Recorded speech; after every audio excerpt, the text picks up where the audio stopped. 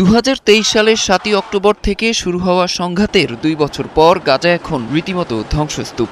কিন্তু এই ধ্বংসযজ্ঞে অংশ নেয়া ইসরায়েলি সেনারাও যে ভালো আছেন তা নয়। ইসরায়েলের প্রতিরক্ষা মন্ত্রণালয়ের সর্বশেষ তথ্য বলছে, যুদ্ধ শুরু হওয়ার পর থেকে সেনাদের মধ্যে মানসিক রোগের হার বেড়েছে প্রায় ৪০%। আশঙ্কা করা হচ্ছে ২০২৮ সাল নাগাদ এই হার ১৮০% গিয়ে ঠেকবে। ইসরায়েলের এমেক মেডিকেল সেন্টারের মনোবিজ্ঞানীরা এই সংকটের গভীরে গিয়ে দুটি প্রধান কারণ খুঁজে পেয়েছেন। প্রথমটি যুদ্ধের ময়দানে মৃত্যুর ভয়, আর দ্বিতীয়টি নৈতিক আঘাত। অর্থাৎ গাজায় অভিযানের সময় সেনারা এমন সব কর্মকাণ্ডে লিপ্ত হয়েছেন যা এখন তাদের বিবেককে তাড়িত করছে এবং তীব্র মানসিক চাপ সৃষ্টি করছে। সবচেয়ে ভয়াবহ চিত্র ফুটে উঠেছে আত্মহত্যার পরিসংখ্যানে। ইসরায়েলি পার্লামেন্ট কমিটির তথ্য মতে ২০২৪ সালের জানুয়ারি থেকে ২০২৫ সালের জুলাই পর্যন্ত ২৭৯ জন সেনা আত্মহত্যার চেষ্টা করেছেন।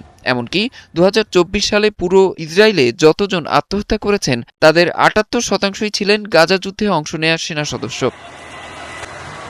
একদিকে ইসরায়েলি সেনাদের মানসিক সংকট, অন্যদিকে গাজার বাস্তবতা আরও নির্মম। ইসরায়েলি হামলায় নিহত হয়েছেন ৭১,০০০-এর বেশি ফিলিস্তিনি। ২০ লাখের বেশি মানুষ বারবার বাস্তুচ্যুত হয়ে মানবেতর জীবন কাটাচ্ছেন। ফিলিস্তিনি চিকিৎসা বিশেষজ্ঞরা বলছেন, বছরের পর বছর মৃত্যু আর ধ্বংসের মধ্যে কাটানো গাজার বাসিন্দাদের মানসিক আঘাত এখন বর্ণনাতীত। ২০২৫ সালের অক্টোবরে যুদ্ধবিরতি হলেও দীর্ঘমেয়াদী ক্ষত রয়ে গেছে উভয় পক্ষেই। একদিকে ধ্বংসপ্রাপ্ত গাজা, আর অন্যদিকে নিজের কৃতকর্মের মানসিক চাপে পিষ্ট ইসরায়েলি সেনারা। মনোবিজ্ঞানীরা সতর্ক করেছেন, গাজা যুদ্ধ বন্ধ না হলে ইসরায়েলি সেনাদের এই মানসিক মহামারীর প্রকোপ ভবিষ্যতে আরও মারাত্মক আকার ধারণ করবে।